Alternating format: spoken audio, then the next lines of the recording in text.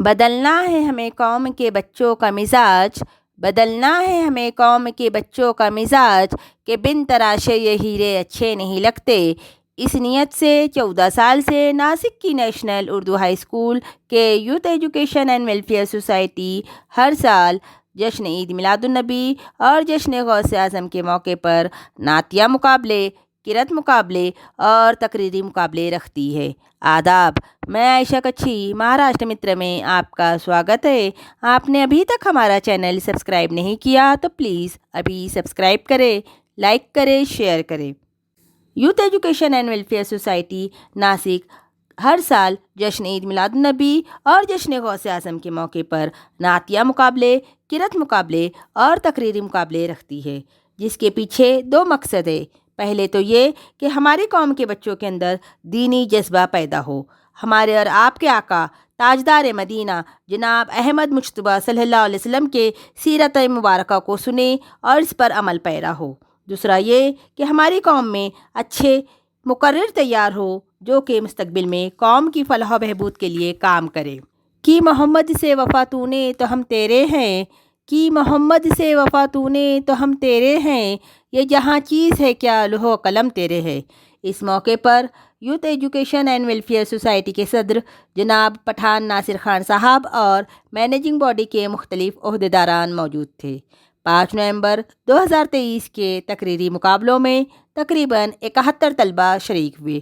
Group 1 میں 9 اور 10 کے طلبہ شریک تھے، جبکہ گروپ 2 میں 11ویں اور 12ویں اور سینئر کالج کے طلبہ شریک ہوئے۔ مقابلہ کافی دلچسپ ہوا۔ ججز نے تمام ہی پارٹیسپیٹ اسٹوڈنٹس کی حوصلہ افزائی کی۔ آئے ہوئے مہمانوں نے بھی طلبہ کی اور اساتذہ کی محنت کو سراہا اور ان الفاظ میں اساتذہ کی تعریف کی کہ آسان سمجھتی ہے کیوں تدریس کو یہ دنیا، آسان سمجھتی ہے کیوں تدریس کو یہ دنیا، ذروں کو یہ خورشید بنانے کا عمل ہے۔ ہم آپ کو بتا دیں کہ اس پروگرام میں ناسک شہر کی اسکولوں کے علاوہ دیولالی گاؤں کے اسکول کے طلبہ بھی شریک ہوئے۔ اسی کے ساتھ ساتھ national Urdu high school and junior college Lasalgaon کے طلبہ بھی شریک ہوئے۔ Youth education and welfare society کے صدر جناب پٹھان ناصر خان صاحب نے تمام ہی پارٹیسپیٹ اسٹوڈنٹس کو مبارکباد دی اور اسی کے ساتھ ساتھ ان کے والدین اور اساتذہ کو بھی مبارکباد پیش کی۔ فرسٹ، سیکنڈ اور تھرڈ آنے والے بچوں کو ٹرافی اور انعامات سے نوازا گیا۔ اسی کے ساتھ ساتھ تمام پارٹیسپیٹ اسٹوڈنٹس کو بھی اعزازی انعامات سے نوازا گیا۔ کالج کے پرنسپل جناب توصیف سر نے آئے ہوئے مہمانوں کا شکریہ ادا کیا۔ نحمدہ ونصلی علی رسولہ الکریم، اما بعد، فاعوذ باللہ من الشیطان الرجیم، بسم اللہ الرحمن الرحیم۔ قال رسول اللہ صلی اللہ تعالی علیہ وسلم، الجنت تحت اقدام الامہات، یعنی ماں کے قدموں تلے جنت ہے۔ محترم جناب صدر صاحب، معزز جج صاحبان، حاضرین جلسہ، السلام علیکم ورحمۃ اللہ وبرکاتہ۔ ہم اس دنیا کی رونق ہے، ہم اس دنیا کی رونق ہے، ہم سے ہی یہ دنیا جنت ہے، ہم سے ہی یہ دنیا جنت ہے، ہم مائیں ہیں، ہم بہنیں ہیں، ہم بیٹیاں، ہم عزت ہے۔ میرا موضوع سخن اسلام میں عورتوں کا مقام۔ حاضرین، وہ عظیم ہستی عورت جس کے عین سے عالم انسانیت کی علمبردار عورت، واو سے وجود انسان کی بنیاد عورت، رے سے رانائی کائنات کا نشان عورت اور تے سے تمہارے معاشرے کی پہچان عورت۔ وجود زن سے ہے تصویر کائنات میں رنگ، وجود زن سے ہے تصویر کائنات میں رنگ، اسی کے ساتھ سے ہے زندگی کا سوز درو۔ معزز سامعین، تاریخ کے جس عہد میں اسلام نمودار ہوا، اس سے قبل میں عورتوں کی حیثیت بہت حقیر تھی۔ ساری دنیا میں عورتیں محکوم اور کم ترین سمجھی جاتی تھی۔ انہیں نہ صرف مردوں سے کم مرتبہ دیا جاتا تھا بلکہ ان کے ساتھ غلاموں والا سلوک بھی کیا جاتا تھا۔ حاضرین، اسلام دنیا کا پہلا مذہب ہے جس نے عورت کو عزت و شرف و مقام عطا کیا جس سے وہ صدیوں سے محروم تھی۔ حضرات گرامی، رحمت للعالمین کا عورت ذات پر اس سے بڑا احسان و کرم اور کیا ہو سکتا ہے کہ آپ صلی اللہ علیہ وسلم نے نہ صرف عورتوں کی حقوق کی حفاظت کی بلکہ ان کے ساتھ حسن سلوک کرنے پر اتنے عظیم اجر کا وعدہ فرمایا ہے جس کی نظیر تمام عالم میں نہیں ملتی۔ حضرات گرامی، قربان جائیے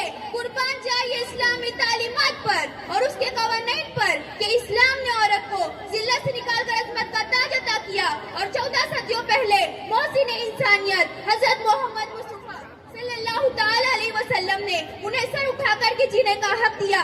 और इस्लाम में औरत का मकाम ये हो गया कि जब बेटी होती है तो अपने बाप के लिए जन्नत का दरवाजा खुलवाती है, जब बीवी बनती है तो अपने शोहर का निस्फ ईमान मुकम्मल करवाती है, और जब माँ के उस आला दर्जे पर फाइज होती है तो जन्नत इसके कदमों तले रख दी जाती है। औरत को मुकद्दस माँ, मोहतरम बहन, प्यारी बेटी और महबूब बीवी का मुकाम और तकद्दुस अता किया गया। हाजरीन, मुझे बताइए तो सही, किस मजहब ने औरत के साथ ऐसी जबरदस्त आला ज़र्फ़ी का सबूत दिया है? यकीनन इस्लाम ने औरत को जिस में उरूज पर पहुंचाया है, हम उसकी निगहबानी कर सकते हैं। ए मरियम वक्त उठ और देख, तेरी गोद में खेलता हुआ ये बच्चा कहीं मोहम्मद बिन कासिम और सलाहुद्दीन अय्यूबी तो नहीं? हजरत उम्मे अमारा मैदान जंग उहुद में उभरी हुई शेरनी की तरह लड़ रही है और दुश्मनों के छक्के छुड़ा रही है कि आसमान और जमीन ने ऐसा नजारा नहीं देखा। चश्मे फलक ने कहा, कौन कहता है कि औरत कमजोर है? मैदान जिहाद से लेकर 10 व तदरीस के मुबारक मसनद तक, घरेलू कामकाज से लेकर दावत इस्लाम के अमल तक, यही मरियमों की अजमत है जो हर जगह जगमग करती हुई नजर आती है। हाजरीन, औरत कभी मरियम, कभी हवा, कभी जहरा। औरत कभी मरियम, कभी हवा, कभी जहरा। औरत ने हर एक दौर में कौमों को संवारा। हाजरीन, हम असमती निस्वा के निगहबान है, मौजूदा दौर की फैशन ज़दा खातून बाजा नहीं। हम फातिमा और ज़ैनब की बहनें हैं, टीवी की स्क्रीन की रफ़्क़ाज़ा नहीं। हम उम्मे उमारा के बुजायदाना किरदार का अक्स है, इश्तिहारात का जरिया नहीं। हम हजरत खदीजा, हजरत आयशा, हजरत अफसा की बेटियां हैं, ऑफिसों और दुकानों के खूबसूरत शोकेसों की नुमाइश नहीं। देखो, दुनिया के पुरफरेब और दिलकश आजादी निस्वा के नारों में अपनी आवाज ना मिलाओ। देखो, तुम्हारी इज्जत व अज़मत इस्लाम से वाबस्ता है, तुम्हारी तौकीर और फजीलत पर्दे में पोशीदा है, तुम्हारी तालीम व तदरीस कुरान मजीद से ताबिंदा है और तुम्हारी नजात शरीयत मुस्तफा से वाबस्ता है। देखो, दौरे जदीद के फरेब नारे तुम्हें गुमराह ना कर दे, होशियार रहना। अज़मत निस्वा का यह आंचल तार न होने पाए। आखिर में अशार के साथ मैं अपनी गुफ्तगू खत्म करती हूँ। रविश खाम पे मर्दों के न जाना हरगिज, रविश खाम पे मर्दों के न जाना हरगिज, दाग तालीम में अपनी न लगाना हरगिज।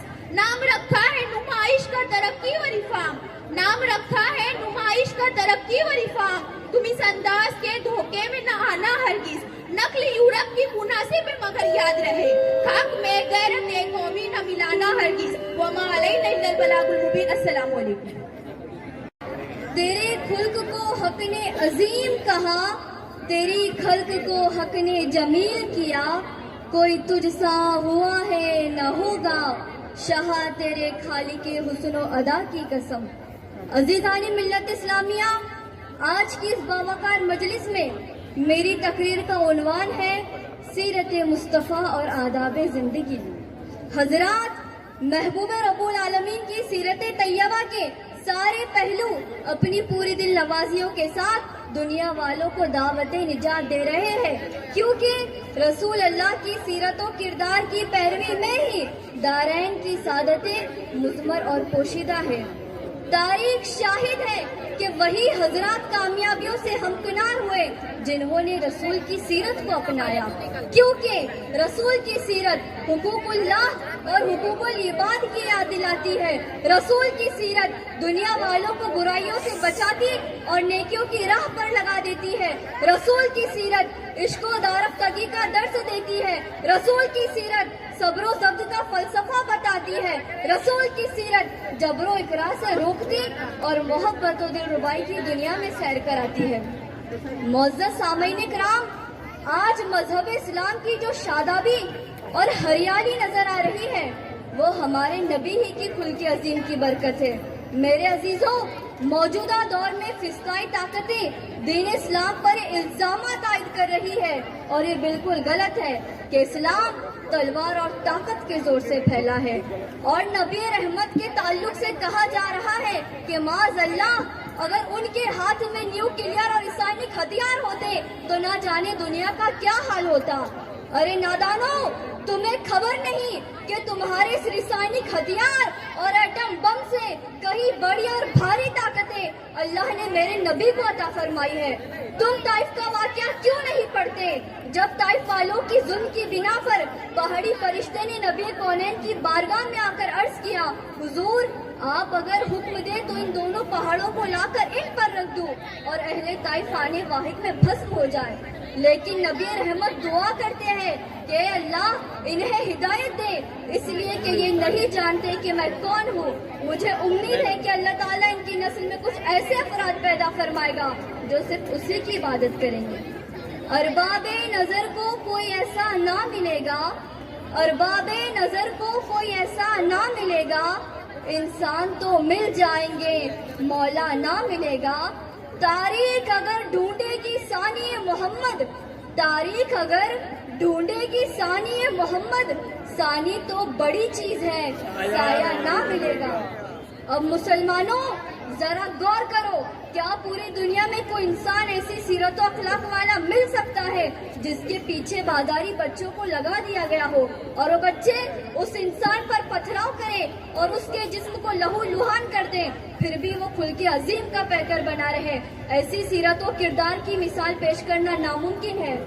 عزیزان ملت اسلامیہ، اب میں ان لوگوں سے پوچھنا چاہتی ہوں جو اسلام پر یہ الزام رکھتے ہیں کہ اسلام تلوار کے زور سے پھیلا۔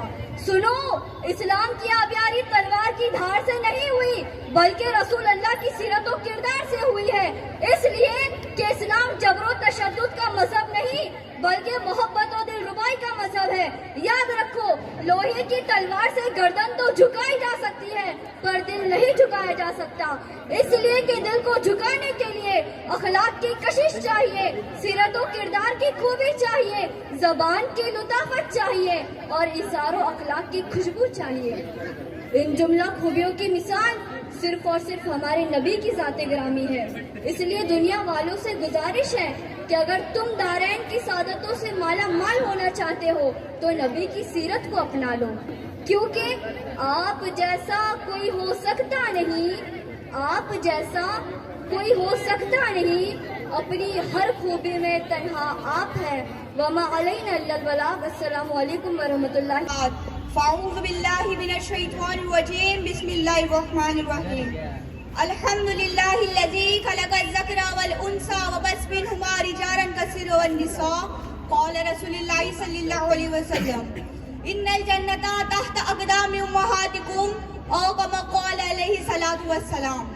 محترم جناب صدر صاحب، قابل احترام اساتذہ کرام، منصفانہ محفل اور میرے ہم مکتب ساتھیوں، السلام علیکم ورحمۃ اللہ وبرکاتہ۔ مغفرت ہو۔ آج مجھے جس موضوع پہ بولنے کا موقع ملا ہے وہ ہے اسلام میں عورتوں کا مقام۔ معزز سامعین اکرام، اسلام ہی دنیا کا واحد اور مقدس مذہب ہے جس نے حیات انسانی کے کسی گوشے کو دشنا نہیں چھوڑا بلکہ ہر جگہ مکمل رہنمائی کی ہے۔ عبادت ہو یا سیاست، شادی ہو یا غم، مرنا ہو یا جینا، معاشرتی نظام ہو یا ازواجی بندش، غرض کے ہر جگہ اپنی وہ ایک ہی ایسی یکتا وہ منفرد حیثیت رکھتا ہے جس سے دیگر ادیان وہ مذاہب آری وہ خالی ہے۔ حاضرین مجلس، یہ ایک ناقابل انکار حقیقت ہے کہ مذہب اسلام سے قبل بنی نوع اسلام میں عورت کا کوئی خاص مقام نہ تھا، اور اگر تاریخ کے اوراق کو پلٹ کر دیکھا جائے تو پتہ چلتا ہے کہ روم، یونان، ایران اور اہل عرب میں عورت کو برائی وہ بدی کا اصل سمجھا جاتا تھا۔ عورت کی خرید فروخت کرنا اور رہ رکھنا تو ایک عام بات تھی، نکاح و طلاق کو کوئی خاص قانون نہیں تھا۔ عورت سے نفرت اس قدر بڑھ گئی تھی کہ باپ نے آئی دن سخت دلی اور بے رحمی سے لڑکیوں کو زمین میں دفن کر دیتا تھا۔ مختصر یہ ہے کہ معاشرے میں عورت کا کوئی مقام نہ تھا۔ حاضرین مجلس، اللہ تعالیٰ کا احسان عظیم ہے کہ اس نے اسلام جیسا سچا اور پاکیزہ مذہب قانون حیات دے کر سید المرسلین جناب محمد رسول صلی اللہ علیہ وسلم کو مبعوث فرمایا، اور مذہب اسلام نے یہ صدا بلند کی، اے انسانوں، عورت ذلت کی چیز نہیں ہے، عقیدت کی چیز ہے جس کی کوکھ سے موسیٰ اور ابراہیم جیسے لاکھوں انبیاء اکرام نے جنم لیا۔ حاضرین، اگر آپ یہ دیکھنا چاہتے ہیں کہ عورتوں کو دیگر ادیان و مذہب نے کیا مقام عطا کیا تو آپ اس سلسلے میں ہماری مسیحت سے سوال کریں گے تو جواب ملے گا۔ عورت ایک ناگزیر بیماری ہے، اور اگر آپ تاج، یونان، سقراط و افلاطون سے سوال کریں گے تو جواب ملے گا۔ عورت ایک نہایت ادنا درجے کی مخلوق ہے، لیکن اگر آپ بھی کے سلسلے میں پیغمبر اسلام محسن انسانیت جناب محمد رسول صلی اللہ علیہ وسلم سے دریافت کریں گے تو جواب ملے گا. اگر آپ کی حیثیت شوہر کی ہے تو وَلَهُنَّ مِثْلُ الَّذِي عَلَيْهِنَّ بِالْمَعْرُوفِ، یعنی تمہاری بیویوں کا حق تمہارے اوپر ایسا ہی ہے جیسا تمہارا حق ان کے اوپر. اور اگر آپ کی حیثیت باپ کی ہوگی تو آپ کو جواب ملے گا. بیٹی اللہ کی رحمت ہے اور اس کی تربیت وہ پرورش تمہیں جنت کا مستحق بناتی ہے. اور اگر آپ کی حیثیت فرزند ارجمند کی ہوگی تو آپ کو جواب ملے گا ان الجنت تحت اقدام امہاتکم، یعنی جنت تمہارے ماؤں کے قدموں کے نیچے ہے. ایک دفعہ حضور صلی اللہ علیہ وسلم نے فرمایا اگر میں اللہ کے حضور کھڑا ہوتا اور میری ماں مجھے آواز دیتی تو میں نماز چھوڑ کے ماں کے پاس چلا جاتا اور دنیا والوں کو بتاتا کہ ماں کی عظمت کیا ہے، اور یہاں تک کہ اسلام نے عورت کو وراثت کے حقوق دیے ہیں. حاضرین، اسلام کہتا ہے عورت اللہ کے خزانوں میں سے ایک خزانہ ہے. اسلام عورت کو مودت و محبت کہتا ہے. اسلام ہی اس کے حقوق کی وکالت کرتا ہے. اسلام ہی عورت کو باور کراتا ہے کہ ایمان و عمل صالح کے ساتھ تو درجات مرد حاصل کر کے اگر ابراہیم بن سکتا ہے تو یاد رہے تجھے بھی رابعہ بصری بننے سے کوئی روک نہیں سکتا. الغرض اسلام نے عورت کو جو اعلیٰ مقام و وقار و عظمت بخشا ہے اس کا اندازہ نہیں کیا جا سکتا. آج بھی دنیا میں عورت کو جو کچھ عزت و مقام ملا ہے وہ اسلام ہی کے مرہون منت ہے. آخر میں ان اشعار کے ساتھ اپنی گفتگو ختم کرتی ہوں. رویش کام پہ مردوں کی نہ جانا ہرگز، رویش کام پہ مردوں کی نہ جانا ہرگز، داغ تعلیم میں اپنی نہ لگانا ہرگز. اور پرورش قوم کے دامن میں تمہارے ہوں گی، پرورش قوم کے دامن میں تمہارے ہوں گی، یاد اس فرض سے دل سے نہ بھلانا ہرگز. وما علینا الا البلاغ المبین. السلام علیکم ورحمۃ اللہ وبرکاتہ. بعد فاعوذ باللہ من الشیطان الرجیم. جناب صدر، معزز اہل میزان اور سامعین باتمکین، السلام علیکم ورحمۃ اللہ وبرکاتہ. تیرا خلق عظیم ہے، تیرا صبر جمیل ہے، تیرے شکر کی نہیں انتہا، تیرے عزم سے ملے حوصلے. جسے دیکھ تش تو جبل ہلے، یہ ہوائے وقت بھی کہہ اٹھی تو زمانے بھر کا امام ہے، تو زمانے بھر کا امام ہے. جی ہاں ارباب نقد نظر، یہ میرے آقا صلی اللہ علیہ وسلم کا صدقہ ہے کہ آج دنیا گیتی میں ایمان و عرفان کی بہاریں رقصہ ہے. آپ صلی اللہ علیہ وسلم کی نگاہ ہدایت کا فیضان ہے. یہ سیاست و قیادت کی پاکیزگی آپ صلی اللہ علیہ وسلم کی بصیرت کا اعلان ہے. ایثار و محبت کا قوت برا پیغام آپ صلی اللہ علیہ وسلم کا کمال وصف ہے. یہ انسانیت و آدمیت کا متاع جمیل کہ آپ کے آتے ہی روشن ہو گئے اخلاق و کردار کے شمس و قمر، پھر روزہ ہو گئے محترم و مکرم ہدایات کے چراغ، اور مل گیا بشر خاکی کو تقدیس و توقیر کا نصاب، اور تشکیل پا گیا ایک باوقار معاشرہ. آئیے انہی روشن دریچوں سے ملاحظہ فرمائے. میرا موضوع سخن سیرت مصطفیٰ صلی اللہ علیہ وسلم اور آداب زندگی. ارباب عالی وقار، قربان میری ننھی سی جان آقا نامدار پر جو صابر و شاکر ہی نہیں محمود و مظفر بھی تھے. لیکن دیکھو نہ ذرا سرکار مدینہ کا یہ نظام معاشرت کہ یقین و ایمان کی فور روشنی لٹائی کہ ٹوٹ گئی نابت کی ساری بتقدیں، ٹوٹ گئی اونچ نیچ کی ساری دیواریں، ٹوٹ گئی برس کی جنگ و جدال کی تنابیں، ٹوٹ گئی تکبر و غمنڈ کی ساری محرابیں. مٹ گیا فرق غلام و آقا کا، مٹ گیا فرق عوام و خواص کا، مل گئی سب کو خاک ساری و فراطنی کی دولت، مل گئی سب کو عرفان و اقبال کی دولت نعمت. ایک ہی صف میں کھڑے ہو گئے محمود و ایاز، نہ کوئی بندہ رہا اور نہ کوئی بندہ نواز. اور اسی طرح آپ صلی اللہ علیہ وسلم کے کمال فیض سے ایک معاشرے کی تشکیل نو شروع ہو گئی، جہاں وقت تھی محبت و ملنساری کی، جہاں طمع تھی نیکی و انکساری کی، جہاں اہمیت تھی نرم خوئی و نرم روئی کی، جہاں دشمنوں کو معاف کر دینے کا وطیرہ بھی تھا اور بے سہاروں کو سہارا دینے کا طریقہ بھی، جہاں یتیموں کی دستگیری باعث رحمت تھی تو مساکین کی حاجت روائی باعث برکت، جہاں رزق کے حلال کی صحیح دل آویز تھی تو ناجائز کمائی سے اجتناب، جہاں مروت و ہمدردی کے گلاب تھے تو اخلاق و رواداری کی کلیاں. غرض یہ کہ ایمان و عرفان اور اخلاق و کردار کی بنیاد پر اسلامی معاشرے کی تشکیل اتنی بھی آسان نہیں تھی، اس لیے کہ روشنی لٹانے کے لیے شمس و قمر میں اتنا نور ازدحام ہونا بھی ضروری ہے. اور یہی کمال بشر میرے آقا صلی اللہ علیہ وسلم کا کہ آپ صلی اللہ علیہ وسلم کی سیرت مبارکہ قرآن کی منہ بولی تفسیر ہے. دونوں جہاں کی شہنشاہ مگر ٹوٹی ہوئی چٹائی جن کا بچھونا تھی، چاہتے تو دو عالم کی نعمتیں آپ صلی اللہ علیہ وسلم پر نثار تھی مگر فقر و فاقہ و سادگی کو آپ نے پسند فرمایا. جو اثاثہ گھر میں آیا فوراً ضرورت مندوں میں تقسیم کر دیا.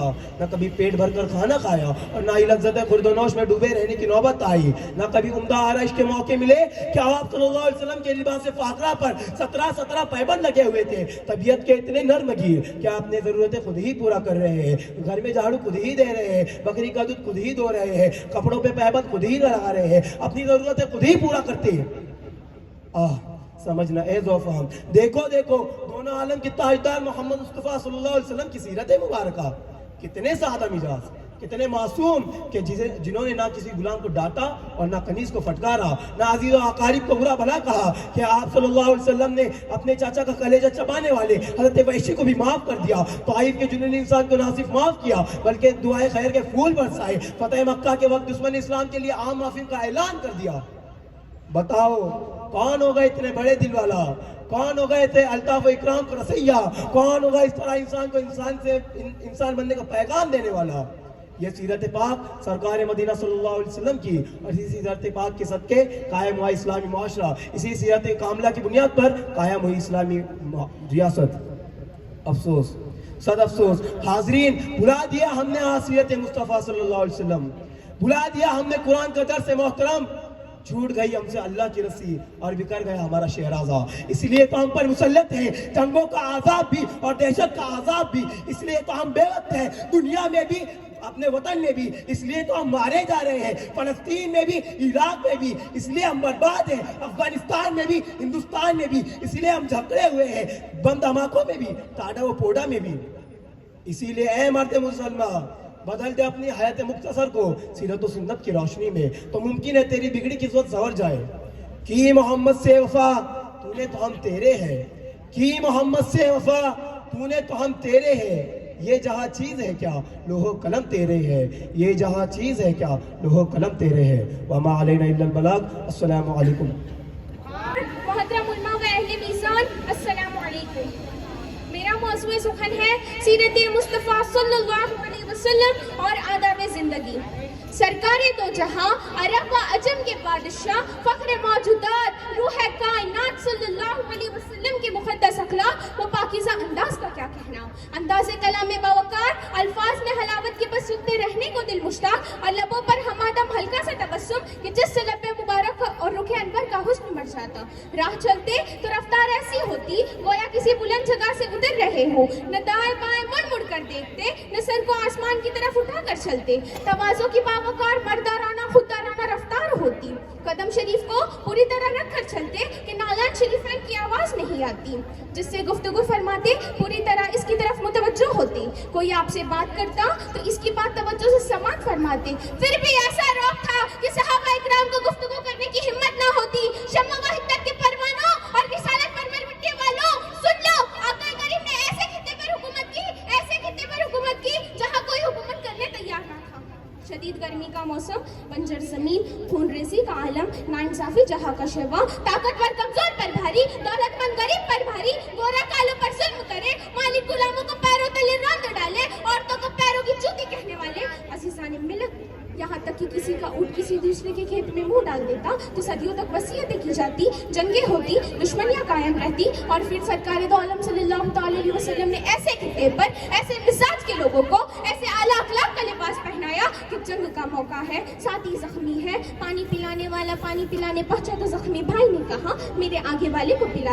کڑکا تھا یا سوتے ہاتھی, عرب کی زمین جس نے ساری ہلا دی, عرب کی زمین جس نے ساری ہلا دی. عزیزان ملت, سرکار دو عالم صلی اللہ تعالی علیہ وسلم کی سیرت کا اثر تو دیکھیے اور غور کیجئے. جہالت پر لڑنے والے سیرت پر مر مٹنے والے بن گئے. جان دی اسی کی تھی, جان دی اسی کی تھی. اب تو یوں ہے کہ حق ادا نہ ہوا, اب تو یوں ہے کہ حق ادا نہ ہوا. عزیزان ملت, یہی پیغام ایک عظیم الشان انقلاب کی ابتدا تھی جس نے دنیا تاریخ کی انسانیت بدل دی. یہ پیغام توحید کی حیات نو کا پیغام تھا جس نے مردہ دل عربوں میں زندگی کی نئی روحیں پھونک دی. اور پھر دنیا نے وہ منظر دیکھا جس کا تصور بھی نہ تھا. قاتل عادل بن گئے, قاتل عادل بن گئے. جو نہ تھے خود راہ پر اوروں کے ہادی بن گئے, جو نہ تھے خود راہ پر اوروں کے ہادی بن گئے. گئے. کیا نظر تھی جس نے مردوں کو مسیحا کر دیا, کیا نظر تھی جس نے مردوں کو مسیحا کر دیا.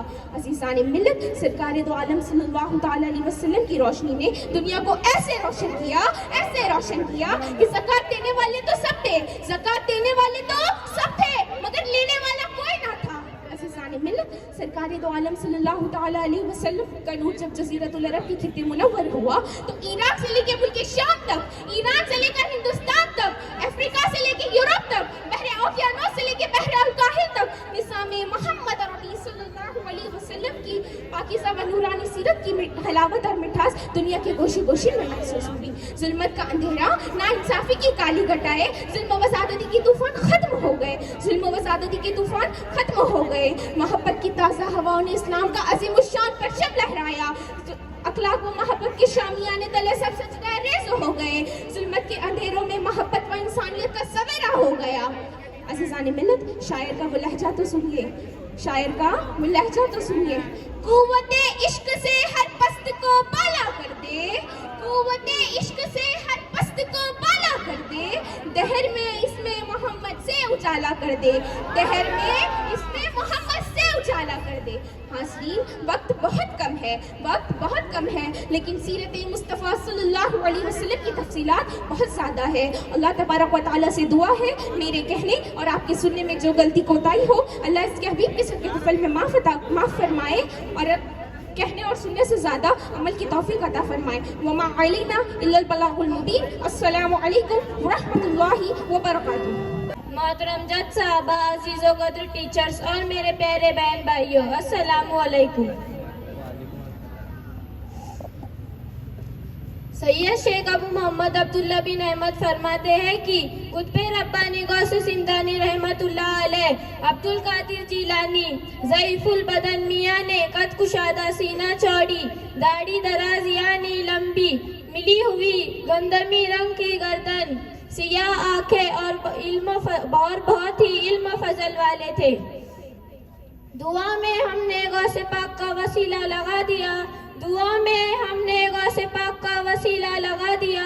وہ کوئی ایسی دعا نہیں جو میرے پیر کے صدقے سے نہ قبول ہوئی ہو. ایک دفعہ کا واقعہ ہے کہ ایک بوڑھی عورت بغداد میں رہتی تھی. اس کا ایک بیٹا تھا جو شادی کر باراتیوں کے ساتھ کشتی سوار اپنے گھر آ رہا تھا. آدھے راستے میں وہ کشتی دریا میں ڈوب گئی. اس واقعے کو 12 سال ہو چکے تھے. وہ بوڑھی عورت روز دریا کنارے جا کر روتی رہتی تھی. ایک روز وہاں سے غوث پاک گزر رہے تھے. انہیں اس عورت کی حالت دیکھی نہیں گئی. انہوں نے اس عورت سے دریافت کیا اور اس عورت نے تمام ماجرا سنایا. غوث پاک نے ماجرا سن کر اللہ تعالیٰ سے دعا کی اور وہ ڈوبی ہوئی کشتی اوپر آ گئی. باراتی دولہا دلہن سبھی صحیح سلامت تھے. غوث پاک کی کرامت جو اللہ تعالیٰ ان کی دعا کبھی رد نہیں کرتے. میں اپنی تقریر اس شعر کے ساتھ ختم کرنا چاہتی ہوں. بہتے ہوئے پانی کو کنواں بنا دیا, بہتے ہوئے پانی کو کنواں بنا دیا, جو جھولی خالی تھی بن مانگے سب کچھ عطا کر دیا. السلام علیکم. سبحان اللہ.